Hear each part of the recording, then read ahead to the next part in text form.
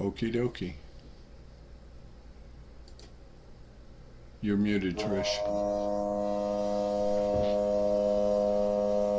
Oh, it plays even when you're muted. Cool. That works. You're the one who showed me that. Shh! Don't tell anybody I showed you that.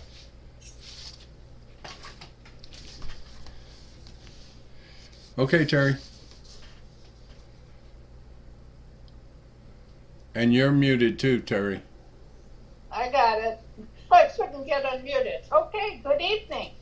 Please be aware that the first hour and a half of this meeting will be recorded so we can put it on our website and podcast. We record in audio. Feel free to use the podcast on our website along with your big book as a resource if you miss the study portion of the meeting. The study portion is also listed on the website so you can follow along. Go ahead, keep going down to the readings.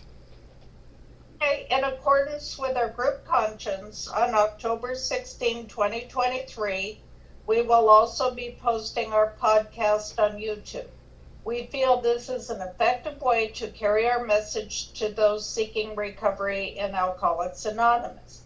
Tonight's recap will start on page... Oh, sorry about that. I changed the... Okay, the recap will start on page 51 and end on page 52. And our study tonight will start on page 52 and end on page 54. Are there any announcements? Hi, family. My name's Jamie. Very grateful, recovered alcoholic, and I'm not sure what the date is. But we've got a. What's the date on a group conscience, Trish? July 8th. On July 8th, we will be having our group conscience. And that will be about a month or so before we go into third quarter assembly. I will have your GSR report from second quarter assembly coming out here in the next week or so. We email it to all those that are home group members. So home group members, please check your email. We should also have the financial report coming out in that as well, and we will also update that as we go into the next group conscience. Somewhere along the line I will have a post-conference report for you as well, and we will make sure that gets forwarded out to you as well. For our delegate is at 74th General Service Conference this week, so I don't have those details yet. So, that being said, Trish, you got any other announcements? I do not. Okay. Thank you for asking. Sure, why not? Can't do it without you. Okay, so moving on. Good evening, family. My name is Jamie, very grateful, recovered alcoholic. Welcome to the Lppbbsg Primary Purpose Big Book Study Group. To prepare for our Big Book study, let's get focused by having a 3-minute moment of silent meditation. Actually, not silent because we got the monks, followed by our family's fog light prayer.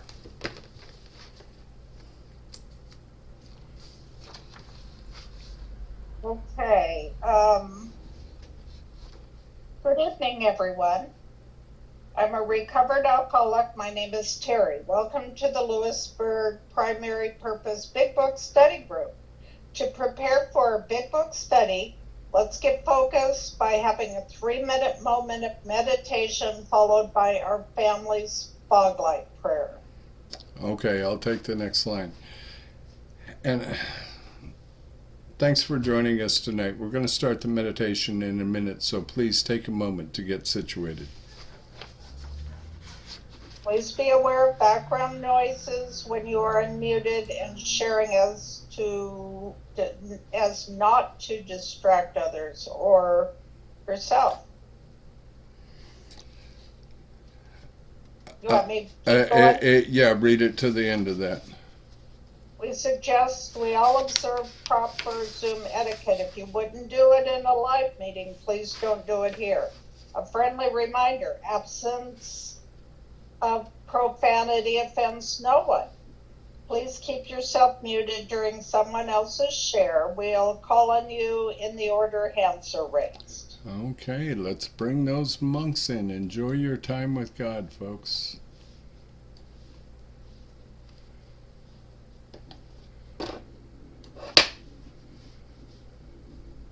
Goodness, I don't know why it always does that.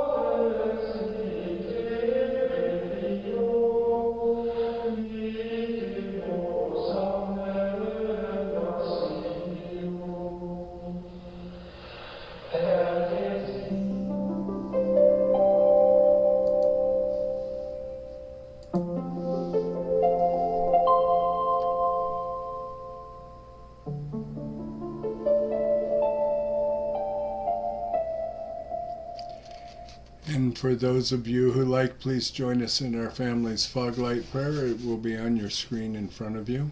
Fog light prayer. God, let your love shine through us like a fog light, so that those that are lost, sick, and dying can find your love through us. Amen.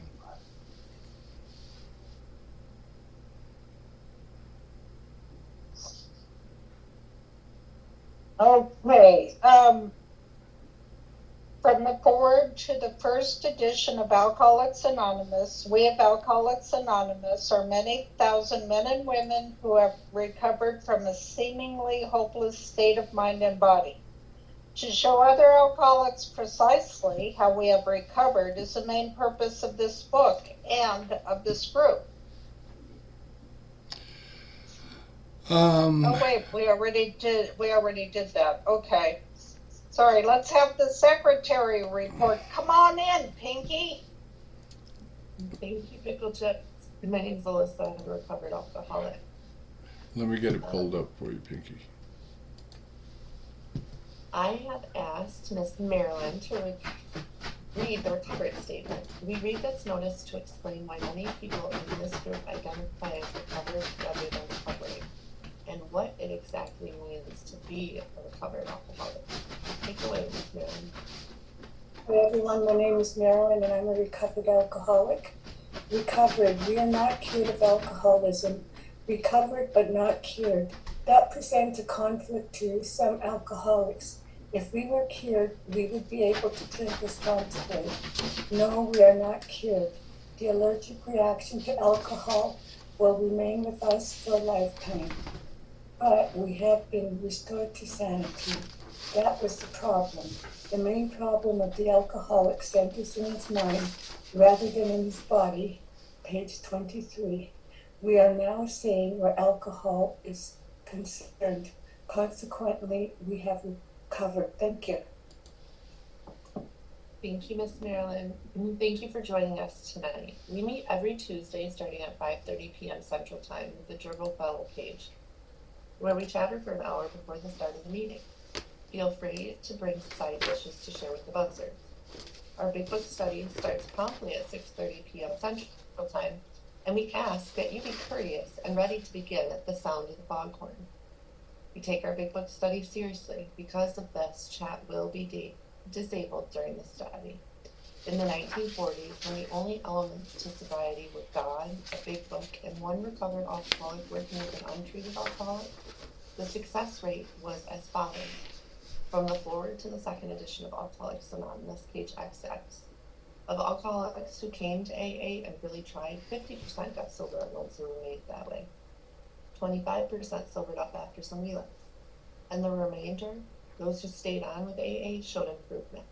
Can we have a show of hands for people joining us for the first time? Hi, Mary. Welcome. Mary. Glad to have you with us. And then the recovered alcoholics. These are your potential sponsors. Is there anyone celebrating a milestone this week?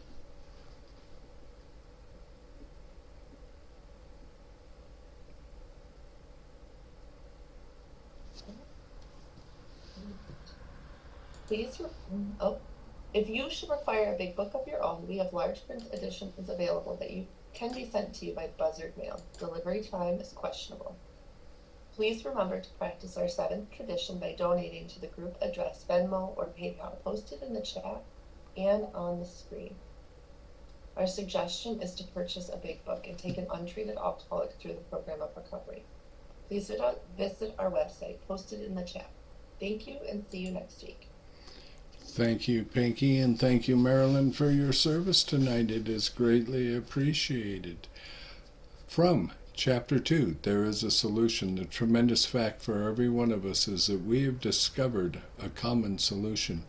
We have a way out on which we can absolutely agree and upon which we can join in brotherly and harmonious action. This is the great news this book carries to those who suffer from alcoholism.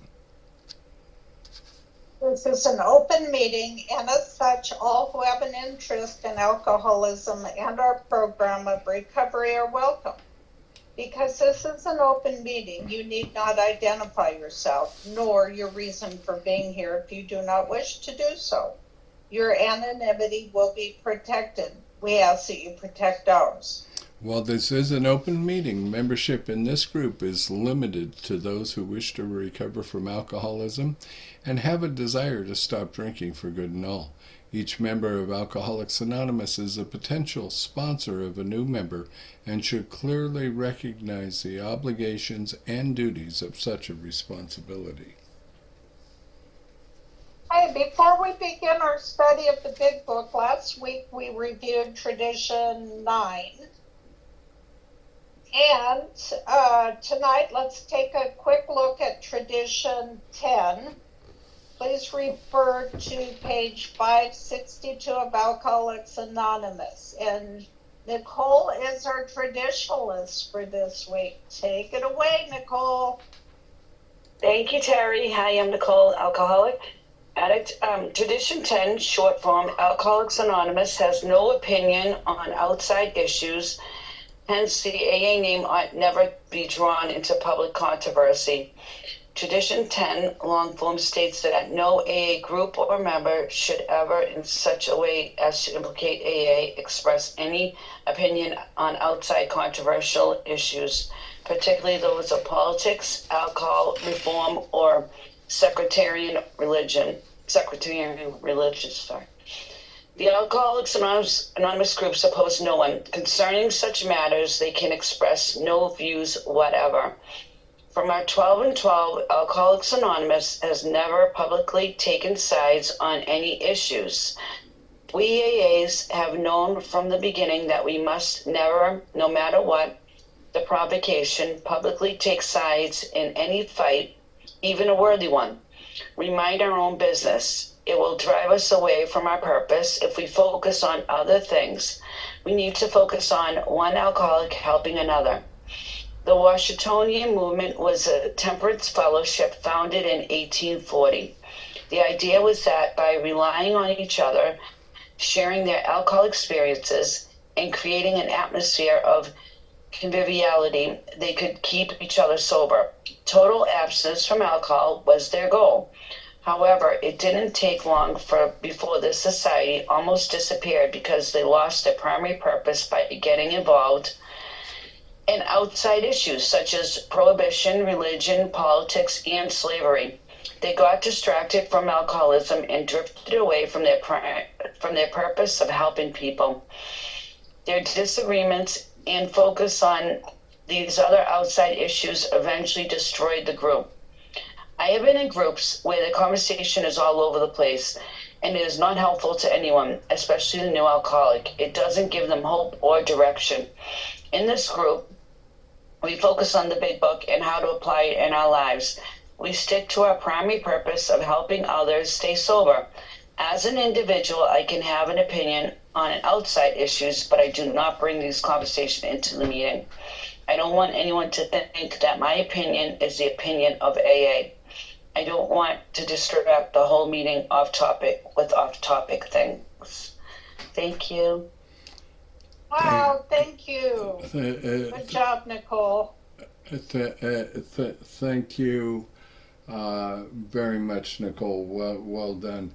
And yes, Linda, you can do that, and Trish can help set that up with you. So now for our weekly segment of That Ain't in the Book. We hear a lot of things said in meetings which can't be reconciled with what the big book actually has to say in the first 164 pages. Some of those things, here's one of those things that we hear. Think through the drink. And Larry is going to come in and tell us what it has to say about that on page 43 of our big book in the final paragraph. Come on in, Larry. The alcoholic at certain times has no effective mental defense against the first drink, except in a few rare cases. Neither he nor any other human being can provide such a defense. His defense must come from a higher power. Thank you so much, my friend.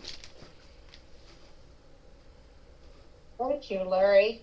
As we study, please make use of the pens, highlighters, and rulers so that you can share this experience with another alcoholic. Let me turn the page. My pen shaking got in the way of that. In order for us to stay focused as we studied the Big Book, we used the Big Book study guide prepared by Joe and Charlie and Krusty Cliff of the Dallas Primary Purpose Group. Hey, tonight we're going to start the recap on page 51, and that'll be read by Kat. And then that's followed by the study portion, which Linda will read for us.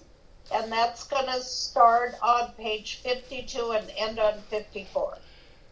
Thank you. Take it away, Kat. No. Not yet. After the page is read, we will ask questions from the imaginary podium, starting back where our study portion began, where Linda's going to start reading tonight. The answers will be one sentence unless otherwise specified, and multiple part questions are simply one sentence answers split up by commas, semicolons, hyphens, and other fun bits of punctuation. Basically, in English, what that means is that we're going to read the material once through and then dissect the information a second time through the question and answer format. Notice how the language in the questions gives us a new light in which to consider the study material. This is important because hearing the question and rereading the content offers a definite way of comprehending the material covered. After we've completed the study, we open up for comment, questions, observations based on what was just read. If you have spiritual experience with this information, please also feel free to share. Please keep your share on topic and under 5 minutes. At the 5-minute mark, you will hear a timer beep to let you know that you are finished. However, Big Book study is not therapy. Should you begin sharing on topics which are more appropriately discussed in a different setting, like with your sponsor, please do not be offended when we cut that conversation short and send the buzzard snipping at your heels. For that purpose, we have fellowship meetings before and after our study time. You can never go wrong by commenting on the pages studied, which brings us to the words of one of our co-founders of Alcoholics Anonymous. Sobriety, freedom from alcohol, through the teaching and practice of the 12 steps, is the sole purpose of any Alcoholics Anonymous group. And I'll go ahead and take this part, Terry. How we got here, folks, we didn't just wake up today and say, we're going to be somewhere in the middle of the chapter to Agnostics. We started this study in COVID, just prior to COVID, here in my house in January of 2020. COVID hit. We eventually evolved into 100% Zoom. That's what we do now. We are a registered group. We're part of the service structure in Tennessee within Area 64 in our local district. We start every one of these book studies every time we come into a new season. We are in our 3rd season and in our 4th year. And by the way, everybody say happy birthday to yourself and to Primary Purpose tonight, because last week we turned 4 years old on Zoom. And so we've been doing this on Zoom for 4 years now. Forgot all about the cupcake tonight, but oh well. And when we start the study, ladies and gentlemen, we start on the title page with the very first promise in the Big Book, the story of how many thousands of women have recovered from alcoholism. And we go line by line, page by page, through everything in the Big Book, the preface, the forewords, with the same question format that we use tonight, and we go through an entirety of 94 weeks from beginning to end. We visit the spiritual experience as directed by the asterisks in our books 3 different times through the study portion. When we get to page 164, we spend a few weeks in the questions format on Dr. Bob's Nightmare, and then we do 2 weeks through the questions format with the traditions as well, and it gives us such a different perspective of looking at all of it. And then to close out on week 94, we visit a standalone night with the spiritual experience, because we've already visited it 3 times and we felt that it was important to spend just one night alone on the spiritual experience. And then we rotate and we start again. So tonight is week number 33 of our book study, and welcome, because we still have 61 more weeks to go till we are done. Thank you. Before we start the recap, we will need 5 or 6 virtual hands raised if you would like to be one of our answer readers. Please be aware that the first hour and a half of this meeting will be recorded so that we can put it into our website and our YouTube channel. Kat? Okay. Hi, I'm Kat. I'm an alcoholic. This world of ours has made more material progress in the last century than in all the millenniums which went before. Almost everyone knows the reason. Students of ancient history tell us that the intellect of man in those days was equal to the best of today. Yet, in ancient times, material progress was painfully slow. The spirit of modern scientific inquiry, research, and invention was almost unknown. In the realm of the material, men's minds were fettered by superstition, tradition, and all sorts of fixed ideas. Some of the contemporaries of Columbus thought a round earth preposterous. Others came near putting Galileo to death for his astronomical heresies. We asked ourselves this: are not some of us just as biased and unreasonable about the realm of the spirit as were the ancients about the realm of the material? Even in the present century, American newspapers were afraid to print an account of the Wright brothers' first successful flight at Kitty Hawk. Had not all efforts at flight failed before? Did not Professor Langley's flying machine go to the bottom of the Potomac River? Was it not true that the best mathematical minds had proved man could never fly? Had not people said God had reserved this privilege to the birds? Only 30 years later, the conquest of the air was almost an old story, and airplane travel is in full swing. But in most fields, our generation has witnessed complete liberation of our thinking. Show any longshoreman a Sunday supplement describing a proposal to explore the moon by means of a rocket, and he will say, I bet they do it. Maybe not so wrong either. Is not our age characterized by the ease with which we discard old ideas for new, by the complete readiness with which we throw away the theory or gadget which does not work for something new which does? We had to ask ourselves why we shouldn't apply to our human problems the same readiness to change our point of view. We were having trouble with personal relationships. We couldn't control our emotional natures. We were a prey to misery and depression and couldn't make a living. We had a feeling of uselessness. We were full of fear. We were unhappy. We couldn't seem to be of real help to other people. Was not a basic solution of these bedevilments more important than whether we should see newsreels of lunar light? Of course it was. When we saw others solve their problems by a simple reliance upon the spirit of the universe, we had to stop doubting the power of God. Our ideas did not work, but the God idea did. Thank you. Thank you, Kat. Linda, would you like to come in and read our study portion, starting with the Wright brothers, please? Yes.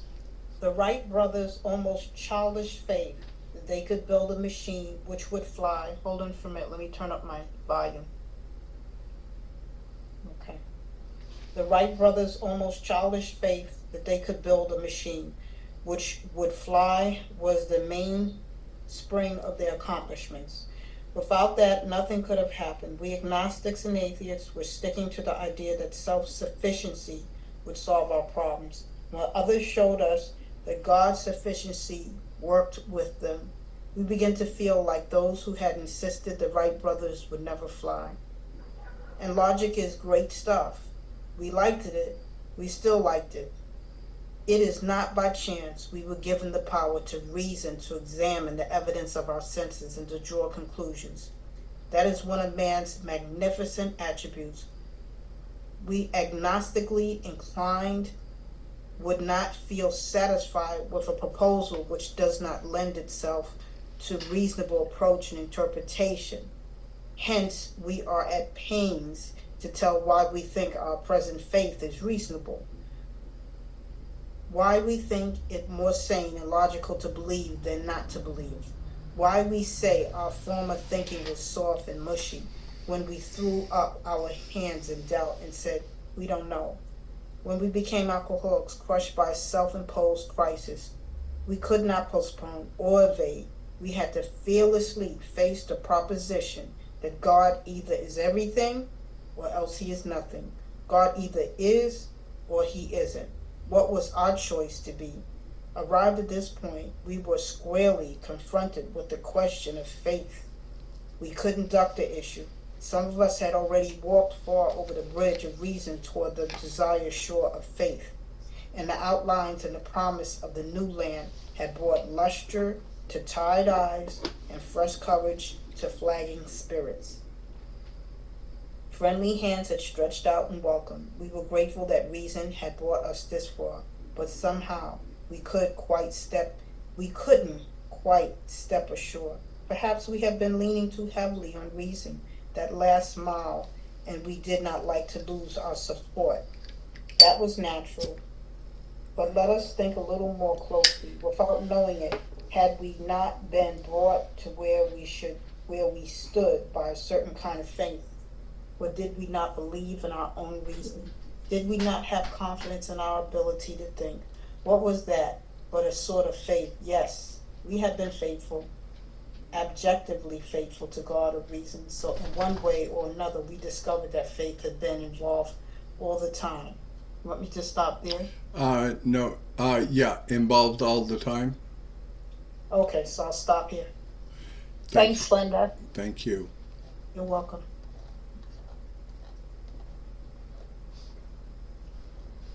Okay, should I read this next part then, Jamie? Didn't it stop at all time? No, I stopped at involved all the time. I'm sorry. Yeah. So in one way or another, we discovered faith had been involved all the time. That was it. I don't know what other part you're talking about, Terry. Oh, for the next, do you want me to read?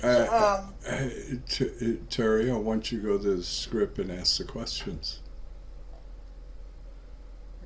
Right? Okay, how about speaking clearly in the microphone? Did we do all that? Okay. In the script, yes, please.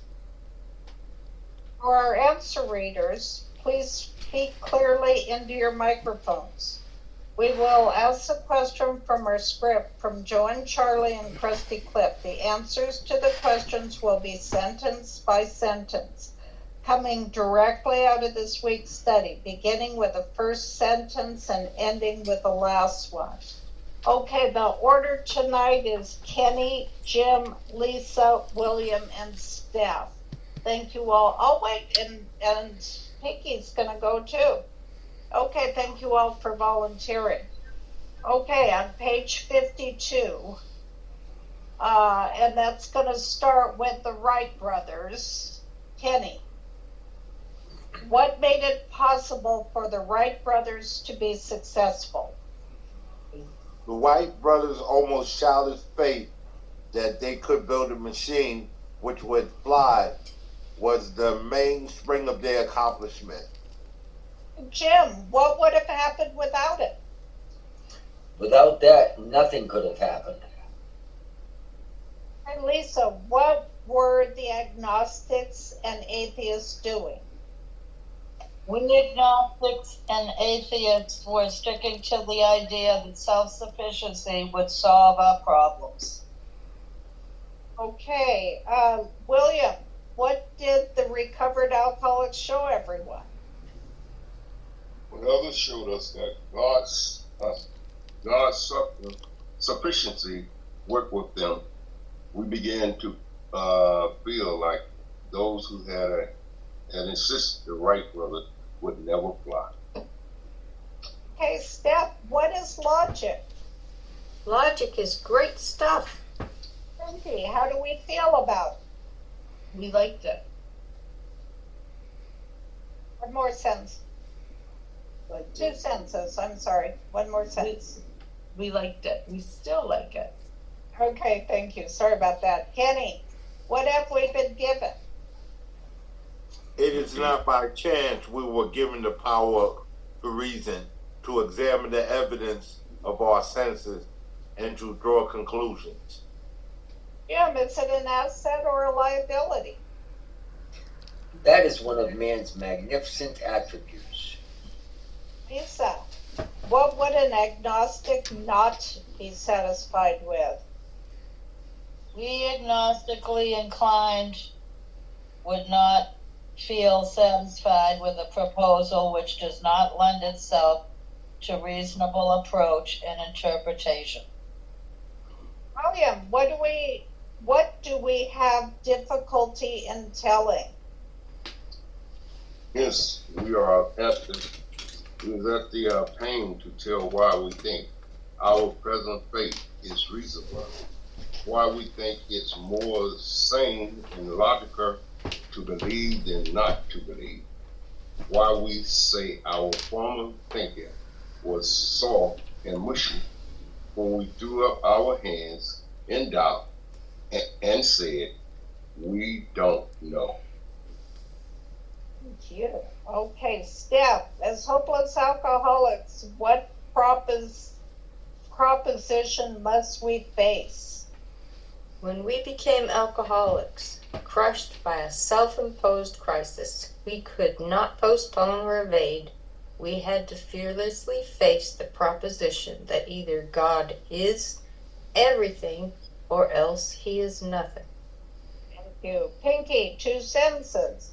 What choice must we make? God either is or he isn't. What was our choice to be? Back to you, Kenny. With what are we now confronted? Arrived at this point, we were squarely confronted with the question of faith. Jim, could we ignore it? We couldn't duck the issue. Lisa, what have some of us already done? Some of us had already walked far over the bridge of reason toward the desired shore of faith. William, what had given us fresh courage? The outlines and the promises of the new land have brought us luster to our tired eyes and fresh courage to flagging spirits. And I have a few comments coming in between the next few questions, so here comes the first one. Did coming to AA... Turn farm thermostat to 75. Okay, well, we got that, didn't we? Let's try that again. Did coming to AA from a state of hopelessness and seeing and hearing recovered alcoholics tell their stories give you some hope? Yes. How were we welcomed? Who's the question for, Terry? Yes. How were we welcomed? Steph, you're muted. That's your question. There you are. Friendly hands had stretched out in welcome. Thank you. Did you receive a warm welcome on your arrival at AA? Pinky, how did we feel about our sense of reason?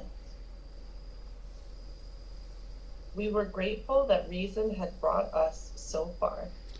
Did going to meetings and not drinking make sense? Kenny, what could we not do? But somehow we couldn't quite step ashore. Next comment. When someone said, take the steps by the clear-cut directions in the big book, what did you do? Jim, I think we're on you. What were we relying on? Perhaps we had been leaning too heavily on reason the last mile, and we did not like to lose our support. Another comment. Was this your thinking when you came to AA? Since I'm going to meetings and not drinking, why should I do the other stuff?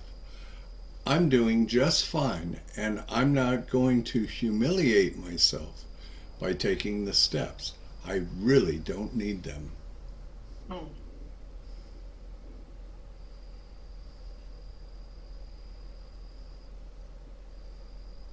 Okay, one more comment, Jamie. Oh, yeah, you're right. I'm sorry. How long am I willing to sit in the pain of self-reliance? Does it really work for me? Okay, Lisa, what do we need to do at this point? That was natural, but let us think a little more closely. William, what had happened without us being aware of it? Without knowing it had been not, without knowing it, had we not been brought to where we stood by a certain kind of faith? Okay, Steph, what did we believe in? Or did we not believe in our own reasoning? Hey, what did we have confidence in? Did we not have confidence in our ability to think? Penny, that was sort of what? What was that but a sort of faith? And Jim, to what had we been faithful? Yes, we had been faithful, abjectly faithful to the God of reason. Okay, and Lisa. Oh, yeah, Lisa, last one. When was faith not a part of our daily lives? So, in one way or another, we discovered that faith had been involved all the time. Amazing job, you guys. Thank you, folks. Wonderful job. Thank you, Terry. Thank you, Jamie. Okay, we'll now open the floor for sharing. If you have experience with the portion of the book that was just read, please feel free to share. A friendly reminder as we share, absence of profanity offends no one. We are open for comment, questions, and observations based on what was just read. If you have spiritual experiences with this information, you are free to share.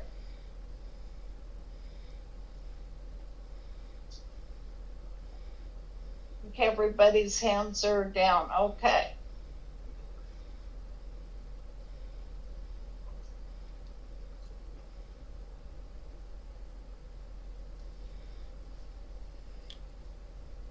Linda's got her hand up. Hey, Linda, let's start us out. Hi, my name is Linda. I am an alcoholic. These paragraphs that were read tonight is all about faith. It's all about faith. One thing that it does say is that it tells us that, we always have this reasoning, we self-reliant, self-sufficiency, that always got us through, and, what about this faith business, it's the typical alcoholic thinking that they've done everything on their own. They got themselves to AA, they got themselves sober, they got themselves drunk, but they don't seem to understand, the faith business is serious business. The God business is a very serious business, and that third step shows me, the key of willingness. I can have a mustard seed of faith, but I need to have some kind of faith in God and willingness to really get me to the point of getting sober and staying sober, and then getting through all the situations in my life that's gonna, I'm going to encounter. And I can't think that I'm doing it all myself. I cannot think that. I can't think that I am the center of the universe. I have to understand it's God, and it says it in here. Either God is everything or God is nothing. Which one is it? And my God is everything. I never have to apologize for talking about, my God and my faith, and this reasoning, this mentality of reasoning, this deductive reasoning, this scientific type of reasoning mentality, I don't have it. I don't have it at all. If something occurs, it's because of God. Everything that occurs is because it's God's world, so it occurs in God's world, and it occurs because of God. yes, God did give man self-will. Yes, he did. And a lot of things that do go on in life and in the world are man inflicted. We can't blame it on God. We have our own self-will. But for me, this faith business is a very serious business because my will is aligned with my God's will. It's not aligned with my own will. It's aligned with God's will, and it's aligned with AA's will, what AA tells me. It says, and I always say this, and William probably heard me say it a million times, probably tired of hearing me say it, but I always say, test for God's will or test for self-will.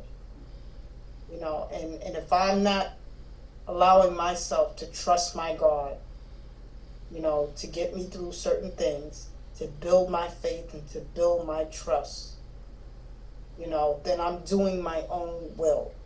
I'm doing my own will. And this type of thinking definitely is, a self-will. I'm just going to think what I want to think, and I'm going to reason this out, But anything that happens in God's world is because of God. It doesn't happen by accident. And I know that I had to have enough faith that I could get sober and stay sober. See, that's where the line was drawn. That's where I hit the wall, where I had to just say, okay, that's it, God, you got this. It's not me. It's not what I'm doing. I beg of you, please get me sober because I can't do this on my own. And I had gotten the gift of desperation and all this reason, all this self-sufficiency. Yeah, I had the job, I had the apartment, blah, blah, this, blah, blah, that. I'm okay. I don't need anything, functional alcoholic, but still an alcoholic, going down the tubes, But I got that gift of desperation, and believe me, I got humble. I got real humble, and I stopped being self-sufficient, and all this faith business became real to me. It became real, and I was dependent on my God. I was afraid. I was alone, and I said, that's it. I got to depend on my God.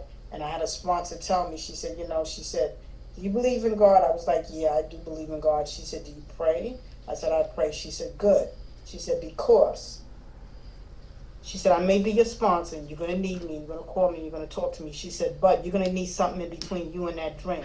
When you're in the middle of the night, and that disease calls you, and it tells you, go get a drink. She said, at that point, you're going to have something in between you and that drink. And she was talking about God. And she was talking about that stronghold of faith. Thank you for letting me share.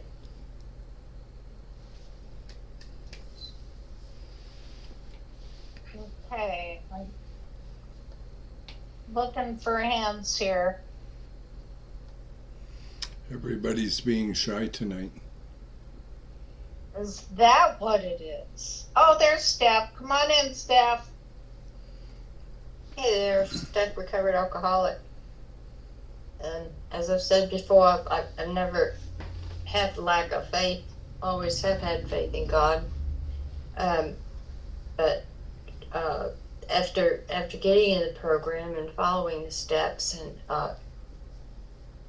it has cleared the way, because there was so much garbage in there,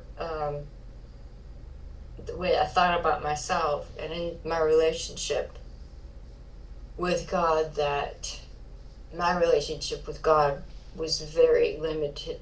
It was very hit the brick wall kind of thing, because I couldn't go any further. I couldn't grow anymore because I was trapped in that cycle.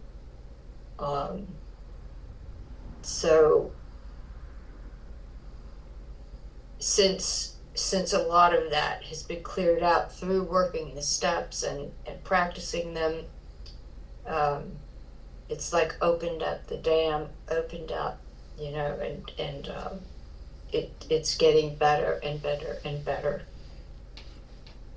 That's all I got. Thank you. Steph. Larry, you're on. Then Yeah, I'm Larry. I'm Larry, and I am an alcoholic. I remember,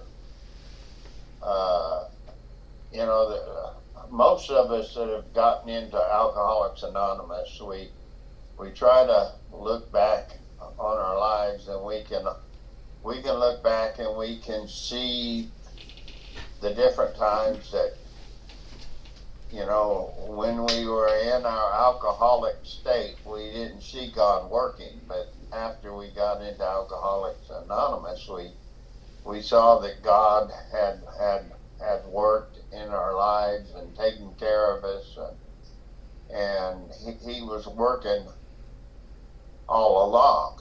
And but at the same time, I also saw that that during that period of time, I should have recognized it, then also,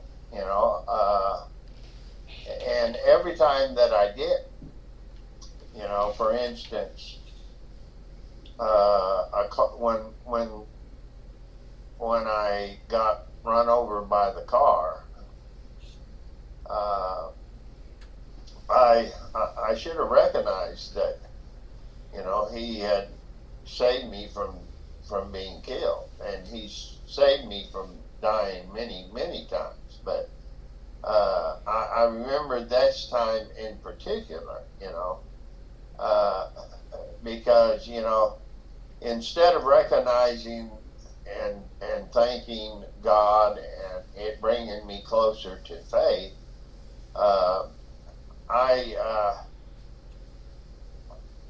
I finally reasoned it as just good fortune and reason, and by doing so, instead of it just increasing my alcoholism, it started my drug addiction, and it furthered my addiction. It threw me deeper into my addictive lifestyle.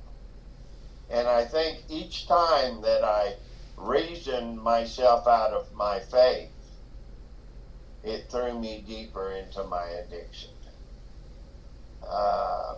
And as I looked back into my life, time after time after time, I think, God tried to bring me to faith in different ways, but I would finally reason myself out of it, and then it would just further me deeper and deeper until, and faith was there. Faith was definitely working in my life, but I would somehow reason faith out, edge faith out by reason. And by doing so, I would edge God out. And until when I got into Alcoholics Anonymous, I had edged God completely out. And to the point that I did not even want God in my life. I had told God to get completely out. And I was convinced that God no longer wanted me. So, and it took a long time after getting into Alcoholics Anonymous to build myself up to a faith of believing in a power greater than myself, to believe in a God that loved me enough that he would restore me and restore me to sanity and to a place that I am today in relationship. But I'm so thankful that through this program and by my higher power, a sponsor, by doing these steps, that I am at that place today. And this program has definitely saved my life, and it has given me new purpose. And I am better spiritually than I have been in 20-something years. And I am so thankful for what God has done because of this program, Alcoholics Alcoholics Anonymous. That's all I've got.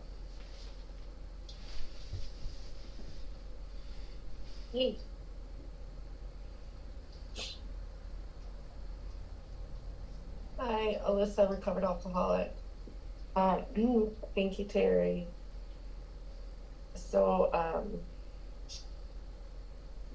this part of the reading, I remember my sponsor saying, "Are you in or are you out?"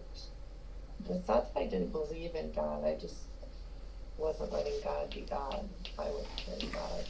And, I was listening to Larry share and thinking back on, God was there all the time. Even when I got my DUIs, nobody was hurt. I didn't hurt anybody. If God wasn't, for me to say that God wasn't there, I'm in denial.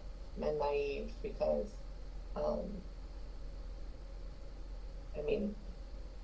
God was there both times. I wasn't ready the first time. And the second time, it brought me to my knees. And I'm thankful for that experience. But this way of life has given me an opportunity to build that relationship with my higher power. And it's allowed me to live life on life's terms. I don't have to play God today. And when I start to feel that yucky feeling, like irritable discontent, that's my reminder that I'm trying to play God. And I need to step aside. I get to have the opportunity to do a 12 Steps in 4 Hours workshop using the Clarence Schneider Big Book sponsorship. And in there, it has the God will, or the self will check, and the God will check. And all the things, all those behaviors. Am I in self will? Am I column 4, or am I in God's will? And those column 5 behaviors. And those are assets that I want to strive for. And when I am in those column 5 behaviors, such as tolerance, patience, acceptance, I can be at perfect peace and ease. And it doesn't matter what's going on around me. I'm okay. And God's got everything under control. And I don't have to put my hand on everything. I used to think that I had to do it all. There's still some moments where I still think I have to do it all. But I check myself. And, that's what this way of life allows for me to do is, thoughts come into my head, but I don't have to make them words, and I don't have to make them actions. I can process them before they come out, either way negatively.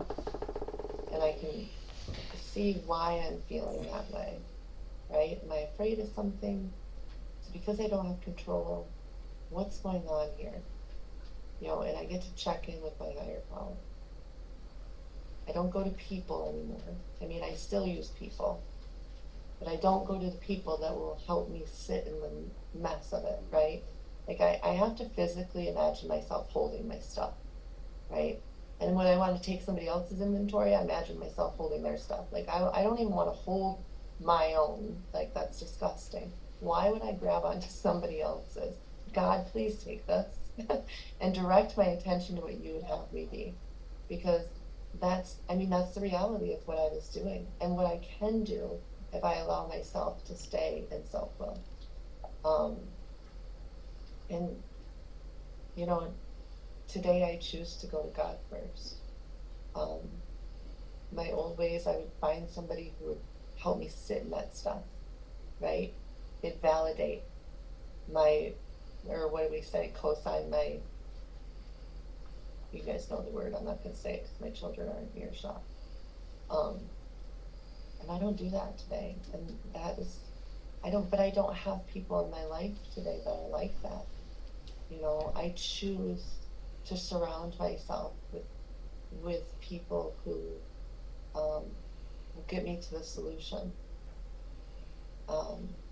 And I can still help the newcomer. And they still help me, because I'm not that far off from my last drink. Almost 3 years, but I'm going to be 41 this year. So for 37 years, I acted and did things a certain way. I had certain beliefs. So I'm still a child in my recovery, and I try to wake up with that mindset every day. I get today, and I don't know if it'll be my last, so I'm going to stay in this moment, and I'm going to let God do the driving, and I'm going to enjoy the ride, because every time I take over that wheel, or attempt to, we go to disasters. And, I'm not saying that life is perfect today, but things are a lot more manageable when I'm in God's will. And so, thank you guys for all being a part of my sobriety, and thank you for letting me share. I love you all. Thanks, Pinky. Trish. Hi everybody, I'm Trish, I'm an alcoholic.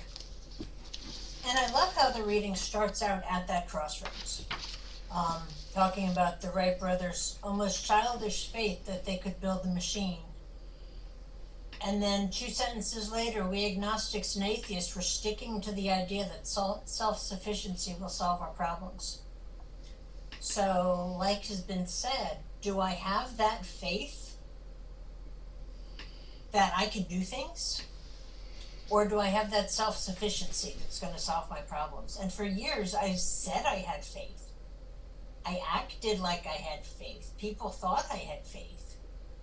But I was still holding on to that self-sufficiently, kind of like it says further on, when we walked across that bridge of reason towards the shore of faith, not wanting to let go of the railing of that bridge, so standing on that edge for years.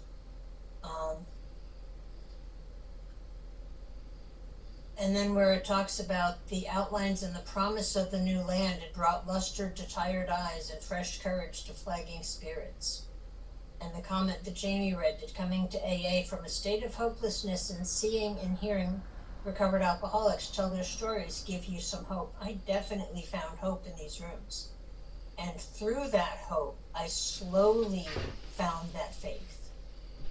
And it was the faith in a God, like has been said before, I ran away from so much earlier in my life. Didn't want anything to do with them. But even though I had walked away, when I look back over my life, it's so easy to connect the dots to see how I got here, how God directed me to get to where I am, where I would find AA, where I would find recovery. And I wasn't just out floating in the sea of nothingness, wondering what was going to go on, where I was going to end up.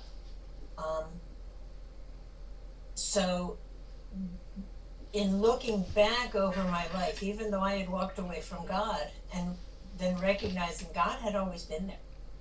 God not just kept me safe, but God directed me to where I needed to be, directed me to meet the people in my lives that would get me into AA. That would get me into the steps, get me into service, get me back into the steps. How can I not have faith? My self-sufficiency would not have gotten me to those points. My self-sufficiency would still have me sitting out on a ledge right now wondering if I was going to jump or not. Because that's where it always got me. But that faith in God, and that belief that God is going to direct me where I need to be, and God is going to keep me safe wherever it is He directs me, how can I not want to live there? And that's all I got. Thanks. Thanks, Trish. William, you're up. Yes, my name is William Alcoholic. I just want to say hello to my family. Glad to be here. Good read.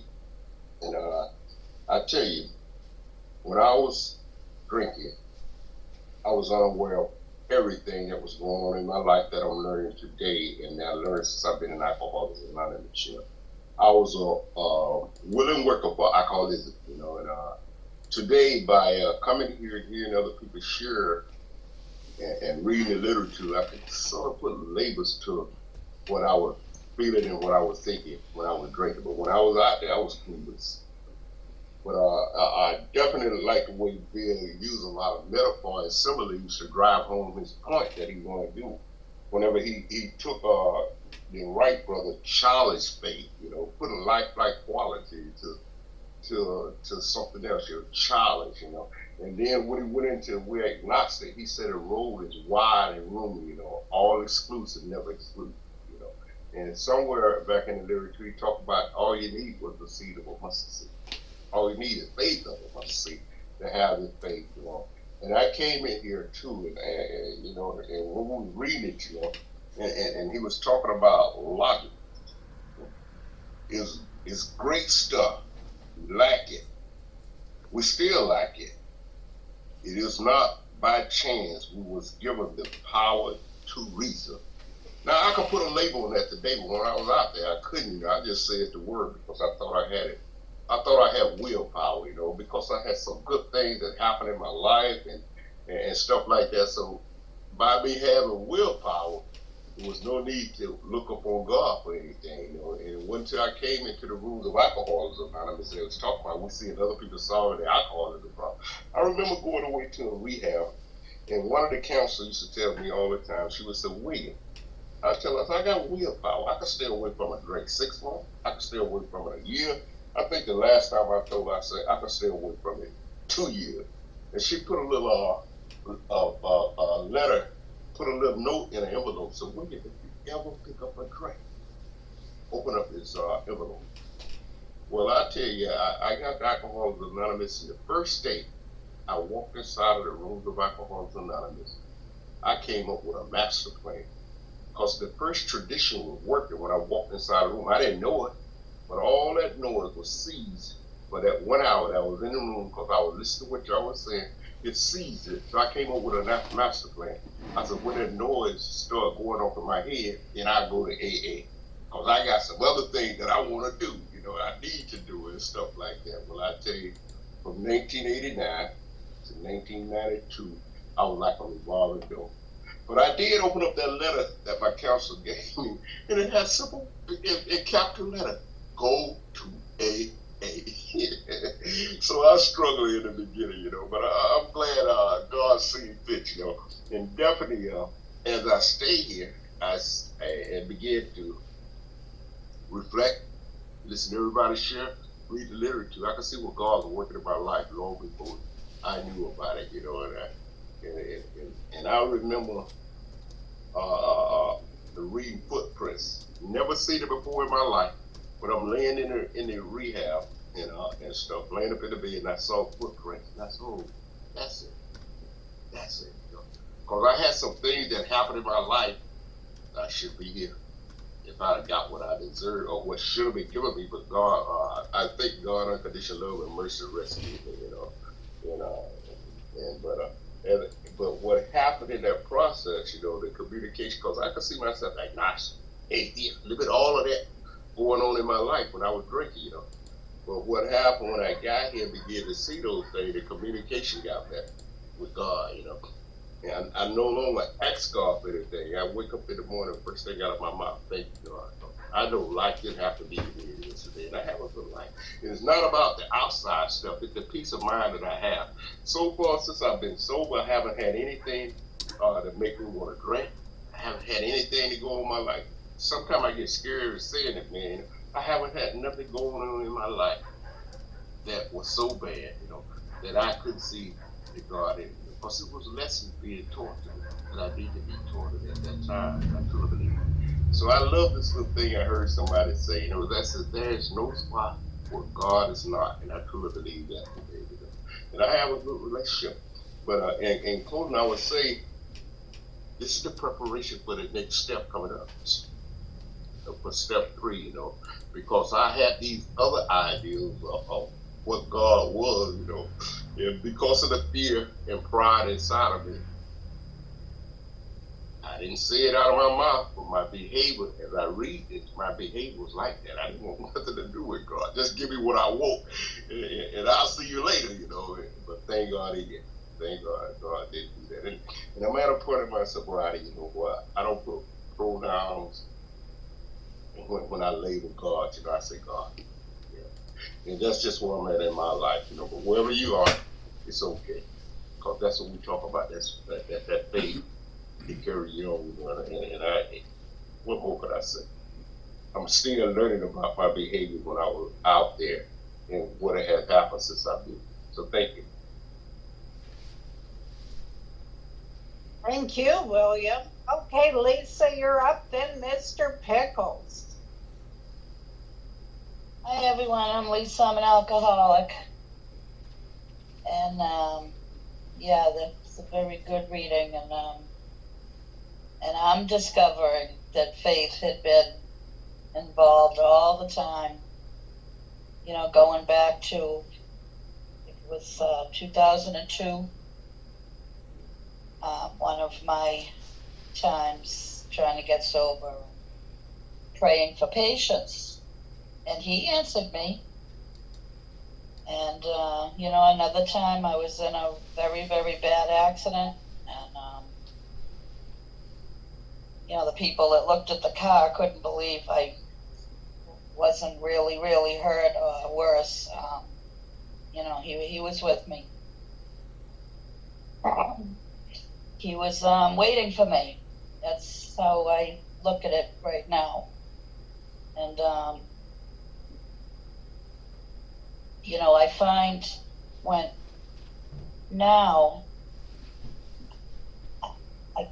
I'm agitated, when I'm finding people, places, and things unacceptable, you know, I'm stuck in the self-will. And I know what I gotta do. I gotta go get with God. And, you know, he answers me. He gives me the right answers. Might not be right then, but, you know, I found the answers in, like, my daily reading books the next morning, or just a thought out of the blue, and it comes. And I find the peace. And I'm, you know, I'm just starting this, and I'm seeing results. And I'm going to continue to do it. And, you know, these are like little things that would, I mean, I'd sit in them for weeks, and I know what that was. It was my disease working me, sitting in my self-will, working me until my next drink. But now I don't have to do that. Like I said, I bring God in every morning. Please direct my thinking that it be divorced from the self-pity, the dishonest, the self-seeking motives. And, you know, I'm finding more peace. You know, when I'm stuck in a fear, you know, I was yesterday, and, you know, I don't know if it was PTSD, whatever it was, but, you know, I'd stay stuck in that until my next drink. But now, you know, I talked to God. I picked up the phone. And, you know, and it was gone. It was gone. It just went away. And, like I said, that type of stuff I would stay stuck in.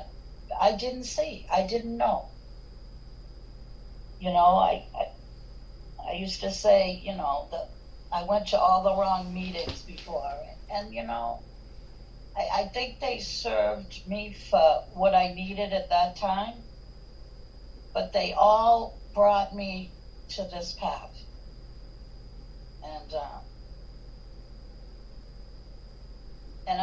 And I'm grateful to be here, and I'm learning, and it's a daily thing, sometimes an hour thing.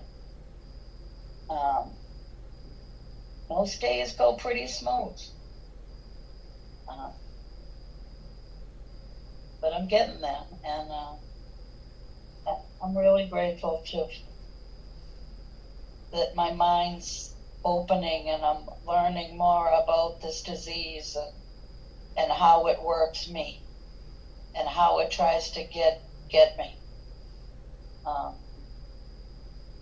And yeah, so that's it for me. Thanks. Good evening. Jamie, you're on. Good Go ahead. Good evening, family. My name is Jamie, very grateful, recovered alcoholic. I'm very glad that you are all here. Those of you who know me and talk to me a lot know how I feel about logic. It is great stuff, and I use it all the time. But logic without action and logic without faith is just a bunch of psychobabble in my head. And that's just the truth. So, it says here, logic is great stuff. We liked it. We still liked it. It is not by chance that we were given the power to reason, to examine the evidence of our senses, and to draw conclusions. That is one of man's magnificent attributes. So how does that tie into the free will that God has given me? I believe that there are 3 types of will in my life. There is the free will that God gave me to make decisions based on information, and that's what it just presented to us in that one sentence. I make good decisions, I make bad decisions. There is what God's will is for me, which I'll go into in a second. And then there is my self-will. Pages 61 and 62. How did they know how to write about me before I was ever, 35 years before I was ever born? They saw me coming. Or maybe it's more like this. They had what I have, alcoholism. And they recognized that first 100 recognized those qualities within themselves. And you know, about half of our fellowship in that first 100 was either atheist or agnostic. So these folks out of this, these words were born out of desperation of trying to live and trying to stay sober and coming to in agreement with people of faith and people of non-faith of what they could leave for us, which I think is a very, very powerful thing. You know, I always tried to live my life by what somebody else was telling me, what God was supposed to look like, who God was supposed to be. But they could never tell me how to develop that relationship with God. And I love this line here. Hence we are at pains to tell why we think our present faith is reasonable, why we think it is more sane and logical to believe than not to believe, why we say our former thinking was soft and mushy when we threw up our hands in doubt and said, we don't know. When we became alcoholics, and I believe for me that was it at the moment of conception, crushed by the self-imposed crisis, we could not postpone or evade. We had to fearlessly face the proposition that God is either everything or He is nothing. God either is or He isn't. What is our choice to be? You know, I battled with faith all of my life. Too much of it, lack of it, wasn't the right kind of, even though I was a good little Mormon boy, I was going to hell anyway for all of my sins. And I wasn't even old enough to commit them yet, but I'm still told I was going to hell. So I talked about God's will a second ago. Here becomes my guideline to knowing what God's will is for me. I'm going to jump ahead in the book a little bit to page 133. We are sure God wants us to be happy, joyous, and free. We cannot subscribe to the belief that life is a vale of tears, though it was once just that for many of us. But it is clear that we made our own misery. God didn't do it. Avoid, then, the deliberate manufacture of misery. But if trouble comes, cheerfully capitalize on it as an opportunity to demonstrate his omnipotence. Now, my little factory, anybody ever go to the carnival and see the taffy pull? You know, and that taffy's just pulling and whipping and mixing in color and mixing in flavor and everything. That's what my little factory works like. You know, and it'll run me right off the rails every time. I know what Jamie's will is. Jamie's will is to react badly when you say something that hurts me or offends me. Jamie's will is to lash out and to try and be hurtful in return. God's will, I believe, is for me to treat the rest of his children with love, kindness, and tolerance, even when they do things that differ from what I believe. Do I always do that well? Nope, sure don't. Even if I ask for it in the morning, I can still step back into Jamie's will any part of my day that I want, and I can live that. But thank God for inventory work, because when I recognize that that's what I'm doing, when I get in the emotional pain of doing something that I know isn't right, that I'm told in my gut, you know, we talk about in the 9th step promises, we will intuitively know how to handle situations which used to baffle us. I have learned that that is God's voice talking to me. Because God ain't out there in the universe. He's right here inside of me, each and every day. But there are those moments, because I am human, because he gave me the human condition, because he gave me the choice of free will in my life, where I will step out of God's will. I will step out of alignment with God's will. And I'll go back into it, and I get back into that self-imposed crisis every time. We got 25 people, 22 people in this room tonight. There is nothing that I can do to change any one of you. Nor would I want to. But there is everything that I can do to have my old attitudes and my old beliefs changed through the practice of faith. God today is no longer the God of my understanding, because I still don't understand him, but I understand some things about him. Like he wants me to be happy, joyous, and free. When I got here, I couldn't hear anything biblical. I couldn't hear anything from faith. I couldn't hear anything from religion, and now I can hear it all.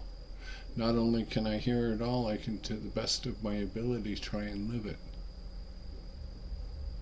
But it still comes down to one simple thing: my relationship with God. Not your relationship with God, because I can't do anything about that. But I can do something about my relationship with God. And not according to what the Catholic bishop means, or the Mormon bishop, or Joel Osteen, or any of the great televangelists in the world telling me what I gotta, but instead in the seeking. And this is a chapter that gives me the ability to begin seeking. What? My parents were wrong? Really? But aren't my parents supposed to be right about everything? I was a rebellious teenager. Anybody else been a rebellious teenager? Is it possible you thought that your parents were wrong too? So here again it becomes the idea, this chapter of letting go of old ideas and old beliefs and opening our heart and mind to new ideas and new beliefs and giving us a pathway that will help us start building a relationship rather than just a faith, rather than just a belief. You know, I believe the sun's going to come up tomorrow, and it will somewhere. But where I'm at, it might not be shining because of cloud cover, but it's going to be shining somewhere. And all of that's God-given. But one of the things I have to stay away from is the mental games I will try playing with myself to try and figure out who I'm supposed to be for you. I'm not supposed to be anybody other than who I am. And the rest of you are supposed to be just who you are in your relationship with God as well. And this chapter gives us that pathway. Thank you. God bless.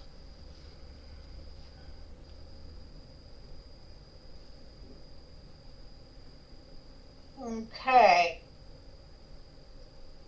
I guess, oh, Marilyn, we got a couple more minutes. Go ahead and jump in. Hi everyone, my name is Marilyn. I'm an alcoholic.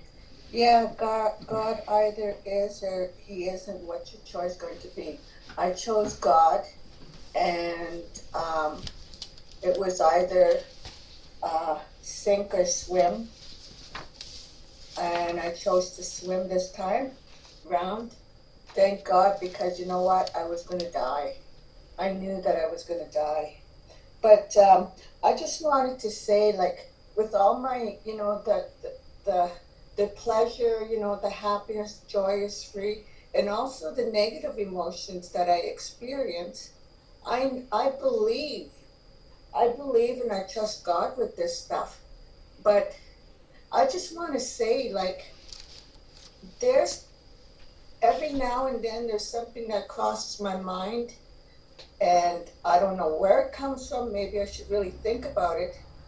But I wonder, why don't I trust God?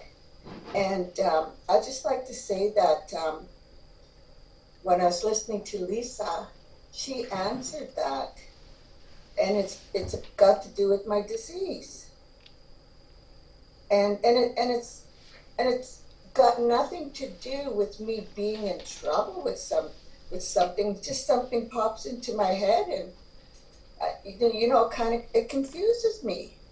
But now I know what it is, so I'm happy. And I'd like to wish you all a 24 hours. Thank you. Thanks, Marilyn. Jamie, would you close out the meeting for us? Yes. And with a prayer of your choice, too. Thank you. Okay. Thank you all for being with us tonight, family. I'm going to read this part of it first, though. Still, you may say, but I will not have the benefit of contact with you who wrote this book. We cannot be sure. God will determine that. So you must remember that your real reliance is always upon Him. He will show you how to create the fellowship you crave. Our book is meant to be suggestive only. We realize we know only a little. God will constantly disclose more to you and to us. Ask Him in your morning meditation what you can do each day for the man who is still sick. The answers will come if your own house is in order. But obviously, you cannot transmit something you haven't got. See to it that your relationship with Him is right, and great events will come to pass for you and countless others. This is the great fact for us. Abandon yourself to God as you understand God. Admit your faults to him and to your fellows. Clear away the wreckage of your past. Give freely of what you find and join us. We shall be with you in the fellowship of the Spirit, and you will surely meet some of us as you trudge the road of happy destiny. May God bless you and keep you until then. And we've got a real special way of closing out here, folks, since we can't do it like we do it in a brick building. We virtually circle up. You know, we're all here because somebody else prayed for us. We might have been praying for ourselves, but somebody else, mother, father, brother, sister, child, somebody was praying for us. And that's probably who really got us here along with God. So after a moment of silence for those who are still sick and suffering, please join me in the Lord's Prayer. Here's your moment.